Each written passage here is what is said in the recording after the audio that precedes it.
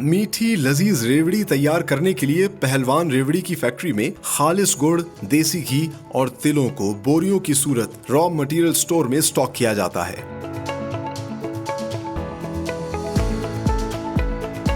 Quality के मेयार को बेहतर बनाने के लिए क्वालिटी कंट्रोल रूम में क्वालिफाइड फूड टेक्नोलॉजिस्ट जदीद तरीकों से न सिर्फ रॉ मटेरियल की जांच पड़ताल करते हैं बल्कि फाइनल प्रोडक्ट का भी क्वालिटी चेक किया जाता है। प्रोडक्शन फैसिलिटी में सबसे पहले गुड़ को कुकिंग सेक्शन में बड़े से बर्तन में पानी डालकर सिरप तैयार किया जाता है।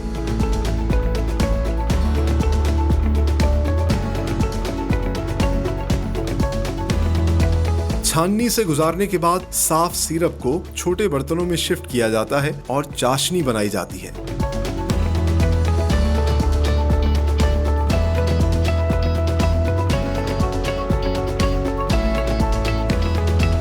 एक माहिर कारीगर चाशनी को पकाकर इसमें एक खास मिकदार तक देसी घी डालता है, जिससे चाशनी का टेक्सचर, कलर और टेस्ट मुनफरिद हो जाता है। गर्मा गर्म चाशनी को कूल बेड पर डालकर ठंडा किया जाता है।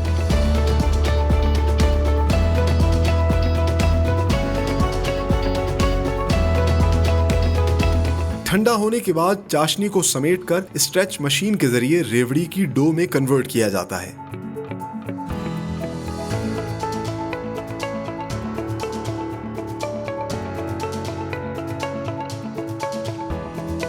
रेवड़ी की डो को रोलर मशीन से गुजारकर कन्वेयर बेल्ट पर मजीद ठंडा किया जाता है। रोलर मशीन से गुजरने की वजह से रेवड़ी एक खास साइज की बीड्स की सूरत तैयार हो जाती है, जिसे एक कारीगर टूल की मदद से टुकड़ों में करता है। रेवड़ी की तैयार बीड्स को छानने के बाद कोटिंग सेक्शन में बड़े से बर्तनों में डालकर तिलों की कोटिंग की जाती है। तैयार रेवड़ी को खस्ता करने के लिए एक मर्तबा फिर कूल बेड पर पंखों की मदद से ठंडा किया जाता है।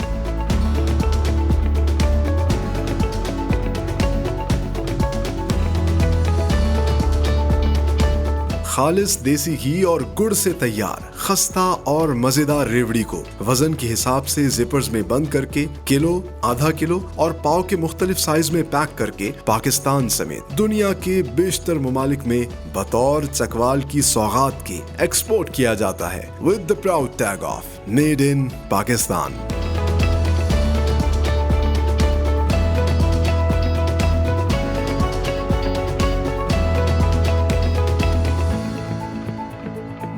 मजेदार लजीज रेवड़ी तैयार होती है खालिस गुड़ और देसी घी से। और इस वक्त हम मौजूद हैं पहलवान रेवड़ी के रॉ मटेरियल स्टोर में, जहां पर ये बहुत बड़ी तादाद में ये खालिस गुड़ जो है स्टॉक करते हैं। और इसके अलावा साथ ही साथ आप देख सकते हैं कि देसी घी के कंटेनर्स और कनस्तर जो हैं वो भी इन्होंने अपने रॉ मटेरियल स्टोर में स्टॉक करके रखे होते हैं। इसके अलावा तिल जो एक बहुत अहम इंग्रेडिएंट है, जो कि उसमें एक बड़ा मज़े का फ्लेवर लेके आता है, और तिल जो है वो भी सेहत के लिए बहुत अच्छा है। तो ये तीनों मेन इंग्रेडिएंट्स जो हैं इस रॉ मटेरियल स्टोर में स्टॉक किए जाते हैं। और इंटरेस्टिंगली यहाँ से ये पहले प्रोडक्शन फैसिलिटी में नहीं जाते, इसका क्वालिटी चेक होता है। वो किस तरह किया जाता है, आइए अब आपको वो दिखाते हैं।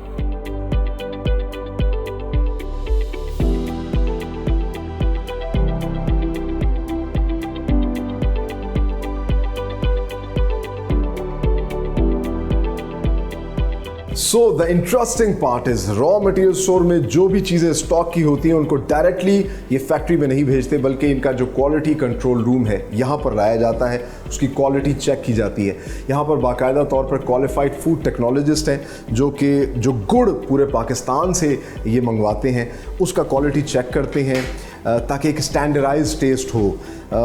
तिल हो या जो भी चीज़ें खालिस चीज़ें, ऑर्गेनिक चीज़ें इस्तेमाल करते हैं, उसका भी ये क्वालिटी चेक करते हैं। और सिर्फ रॉ मटेरियल का क्वालिटी चेक ही नहीं करते, बल्कि जो रेवड़ी तैयार होती है, जो भी इनकी प्रोडक्शन होती है, साथ साथ उसका भी सैंपल लाते हैं और उस रेवड़ी का साइज़, उसका टेस्ट, हर चीज़ को बाकायदा तौर पे जो लेटेस्ट गैजेट्स हैं उसके मुताबिक ये चेक करते हैं। और इसी वजह से इनके पास तमाम तर फूड की सर्टिफिकेशन है।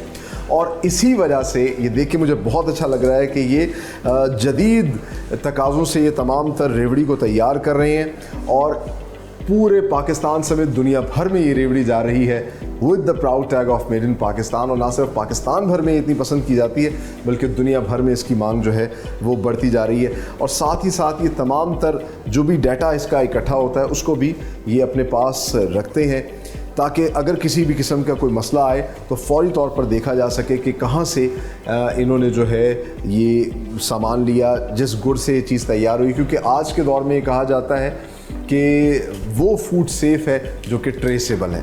तो ट्रेसेबिलिटी पर, इन तमाम तर चीज़ों पर, क्वालिटी पर यहाँ पर कोई कॉम्प्रोमाइज़ नहीं किया जाता। आगे चलते हैं, हम आपको दिखाते हैं फैक्ट्री के अंदर कितनी मेहनत, नफासत और सफाई का ख़ास तौर पर ख्याल रख के ये रेवड़ी तैयार की जाती है।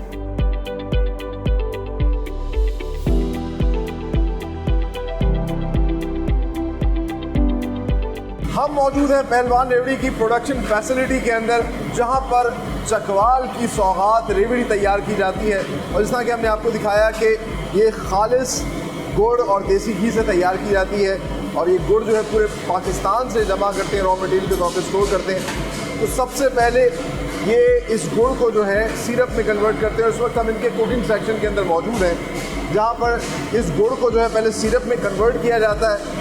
और ये जो आप बड़े बड़े बोल देख रहे हैं, तकरीबन 800 किलो गुड़ जो है इस एक बोल के अंदर डाल के जो है उसका सिरप तैयार किया जाता है। सिरप बनाने के बाद उसके ऊपर जो कंटेमिनेशन होती है उसको अलग किया जाता है और उस सिरप को शिफ्ट किया जाता है इस दूसरे कंटेनर के अंदर। यहाँ इसको फिर आगे मज़ीद कुक किया जाता है और ये आप देख सकते हैं कुकिंग स्टेशन हैं इनके, जहाँ पर इसको एक चाशनी की शेप दी जाती है। जब ये हाफ कुक हो जाता है तो उसको फर्दर शिफ्ट किया जाता है एक और बोल के अंदर। और इस बोल के अंदर ना सिर्फ गुड़ को पकाया जाता है बल्कि साथ ही साथ इसके अंदर जो है देसी घी भी ऐड किया जाता है, जिससे फिर ये सही मानों में रेवड़ी की तरफ जो इसका सफ़र शुरू हो जाता है। ये जो बोल है इसमें तकरीबन 16 किलो के करीब जो है ये जो एक चाशनी तैयार की गई होती है गुड़ की, उसको बार बार पकाया जा रहा होता है। और साथ ही जैसे इसमें देसी घी डालते हैं तो उसका टेक्सचर चेंज हो जाता है। फिर इस गरम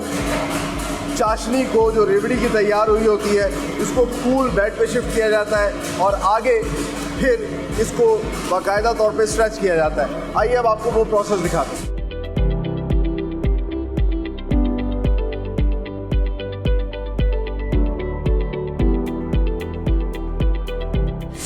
गर्मा गर्म चाशनी जो तैयार हुई थी उसको कूल बेड पे रख के थोड़ा सा सॉलिडिफाई किया और उसके बाद इसको इस स्ट्रेच मशीन के ऊपर रखते हैं। इंटरेस्टिंगली जब ये इसका सिरप तैयार कर रहे होते हैं गुड़ का, उस वक्त इसमें थोड़ी सी एक रेशो जो है ग्लूकोज की भी डाली जाती है और ये बेसिकली इसके अंदर क्रंच लेके आता है।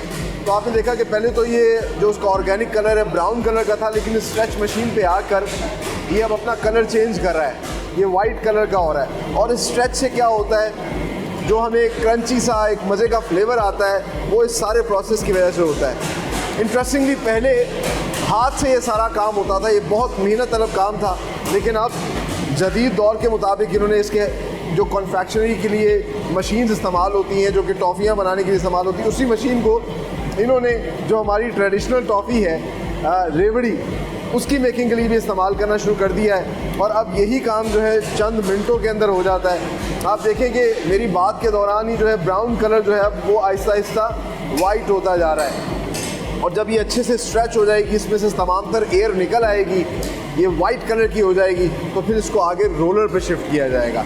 आइए अब आपको दिखाते हैं कि रोलर में जाके किस तरह रेवड़ी की शेप दी जाती है।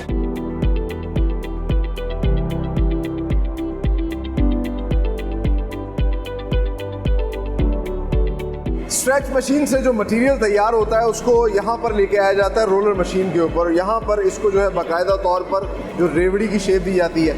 आप देख सकते हैं कि उन्होंने पहले इसको स्ट्रेच किया है, स्ट्रेच करने के बाद ये इस रोलर मशीन के अंदर लगाया गया और यहाँ से अब बीड्स जो है वो बनना शुरू हो जाएंगे। एक स्टैंडर्डाइज साइज़ के जो है बीड्स ये अब तैयार कर रहे हैं, ताकि जैसा मैंने आपको पहले बताया कि क्वालिटी पे कोई कॉम्प्रोमाइज़ नहीं किया जाता। कोशिश यही है कि एक ही स्टैंडर्ड की जो है रेवड़ी पूरी दुनिया में पहलवान रेवड़ी की इस फैक्ट्री से जाए। और इस रोलर मशीन से आप देख सकते हैं कि अब ये बाकायदा बीड्स में कन्वर्ट हो रहा है। कन्वर्ट होने के बाद फिर इस कन्वेयर बेल्ट के ऊपर जो है बाकायदा तौर पर इसको थोड़ी देर के लिए ठंडा किया जाता है पंखों की उससे। ताकि ये बीट्स की शेप में आ जाए और आसानी से इसको तोड़ के अलग कर लिया जाए।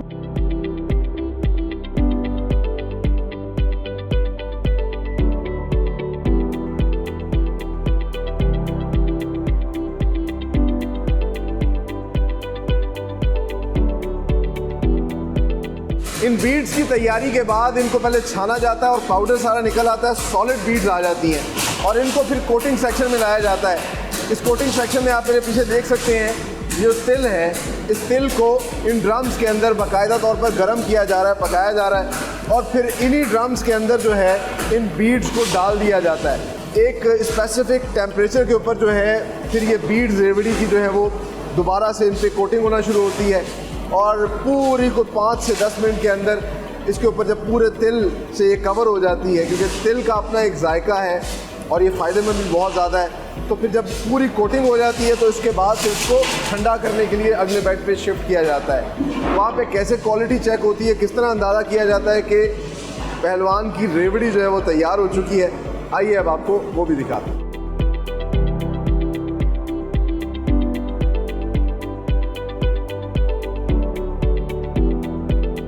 तिलों की कोटिंग के बाद रेवड़ी को स्कूल बेड पे बिछाया जाता है, जहाँ पंखों के ज़रिए इसको ठंडा किया जाता है, क्योंकि जो कोटिंग सेक्शन था वहाँ पर भी ड्रम को जो है वो गर्म किया जा रहा था ताकि ज़्यादा से ज़्यादा तिल जो है वो इसके ऊपर रैप हो सके और तिल जो है वो इसके अंदर सही मानों में फ्लेवर लेके आते हैं। अभी भी ये गर्म है और इस वजह से इसको अगर हम दबाएंगे तो ये अपनी साइज़ और शेप जो है वो चेंज कर लेती है और अगर इसको अभी ट्राई किया जाए तो ये च्युइंगम जैसा जो है आपके दांतों में स्टिक भी करेगी, तो इसलिए इसको ठंडा किया जाता है। साथ ही साथ आप देख सकते हैं कि हाथ से एक टूल के ज़रिए कोशिश की जा रही है कि आपस में चिपके नहीं।